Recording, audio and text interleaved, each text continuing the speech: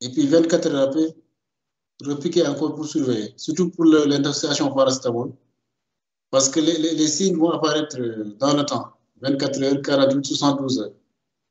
Alors donc, dès l'admission, il faut faire un bilan de début, un bilan de départ, iono, fonction rénale, fonction hépatique, et puis le lendemain, recontrôler pour voir un peu, même la paracétamoline également au début, d'accord, puisqu'elle va dépendre de l'absorption.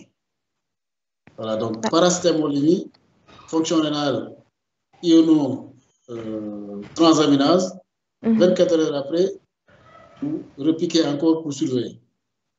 Voilà, parce que parfois on est tenté de recevoir le malade sur le coup, faire le bilan hépatique rénal est normal et on dit ça va, il n'y a pas de retentissement. Oui, ça c'est pour avoir un élément de départ, une situation de départ.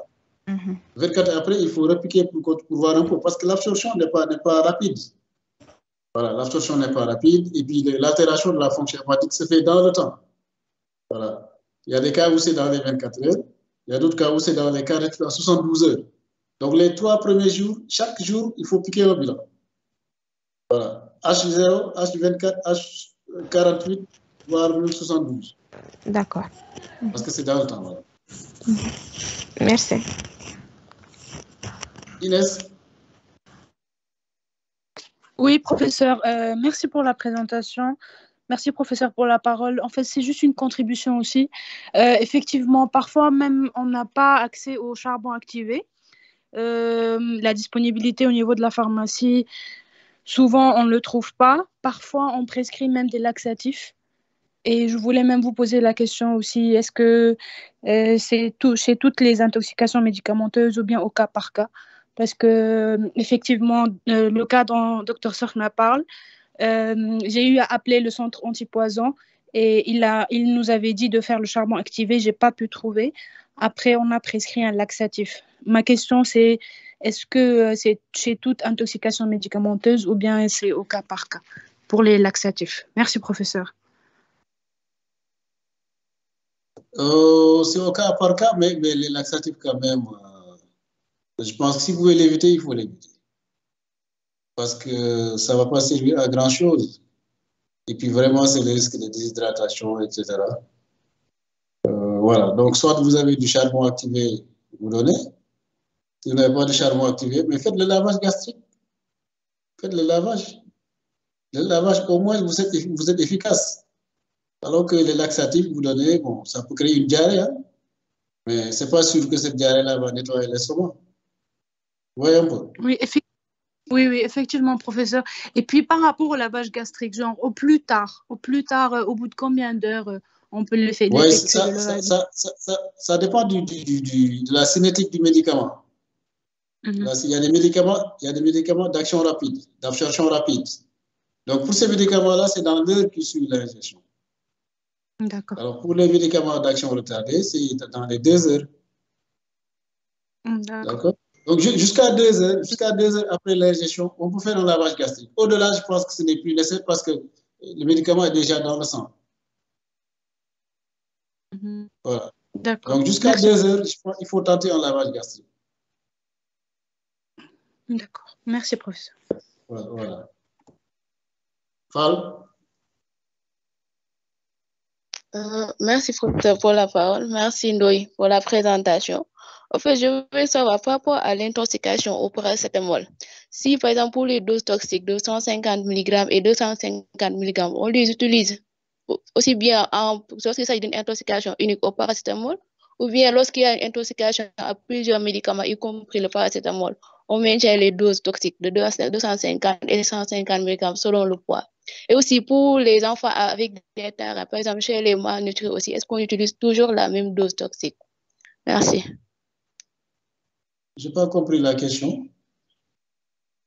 En fait, c'est par rapport à l'intoxication au paracétamol. Si j'ai bien suivi, il a parlé, par exemple, pour les doses toxiques de 250 mg et 150 mg selon le poids.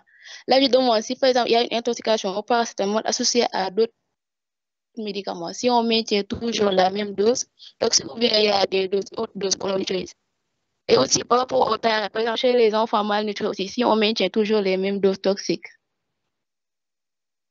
Ouais, je pense que pour le paracétamol, il faut mettre les 125. Hein. En moyenne, 125 mg kilo en prise unique, c'est toxique, quoi. Quel que soit le poids, l'âge. Donc, voilà. Ces variations en fonction du poids, bon, je pense qu'il faut retenir 125. Hein. 125 à 150. Un enfant qui ingère 125 mg kilo de paracétamol, quel que soit l'âge, quel que soit le poids, voilà, il y a le risque de toxicité là. Donc, vraiment, considérer cette valeur-là et puis prendre les mesures nécessaires. Lavage gastrique, bilan de départ, lavage gastrique et puis surveillance, quoi. Alors, ce qui est important aussi dans l'intoxication au paracétamol, le nomogramme, ce qu'il a montré là, la paracétamolémie, parce que c'est le taux de paracétamol dans le sang, donc paracétamolémie, qui détermine la conduite à tenir, s'il faut donner l'antidote ou pas. Il y a un nomogramme, il y a une courbe, je ne sais pas s'il a montré ça ou pas, qui, en fonction du taux de paracétamol et puis du délai, s'il faut mettre l'antidote ou pas. Voilà. Donc, il y a deux étapes, deux éléments importants dans la prise en charge. Il faut une paracétamolémie, il faut un bilan hépatique de départ, et en fonction de ça et du temps écoulé, voir si on doit donner l'antidote ou pas. Voilà. Mais ce qui est sûr, un enfant qui prend 125 mg kilo, il court le risque d'intoxication.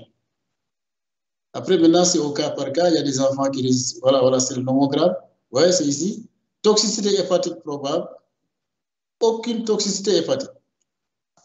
Là, vous avez la concentration et en bas, vous avez le temps, en heure. Ouais. 0,4 heures, et ainsi de suite. Voilà. En fonction du temps et de ce que vous avez comme paracétamolémie, c'est là que ça définit la zone de toxicité. Voilà. Si vous êtes en bas, il n'y a pas de risque. Donc, vous n'avez pas besoin de donner d'antidote. Vous surveillez le bilan hépatique et les signes cliniques. Si vous êtes au-dessus, là, c'est probable. Vous mettez l'antidote, vous surveillez donc le bilan hépatique et les signes cliniques. Voilà. C'est un peu ça. Mais ce qui est sûr, moi, 125 mg, le risque de toxicité est là. Maintenant, la conduite à tenir va dépendre de cette courbe-là. Et pour avoir ça, il faut doser le paracétamol. C'est la paracétamolémie. Ça se fait au centre antipoison et c'est gratuit. Voilà. Prélevez sur tube sec et vous envoyez là-bas. Donc, ce nomogramme-là, c'est important de l'avoir. On ne vous demande pas de le parkeriser, ce n'est pas possible. Mais il faut l'avoir dans vos bagages, quelque part. Voilà. C'est bon? Autre question?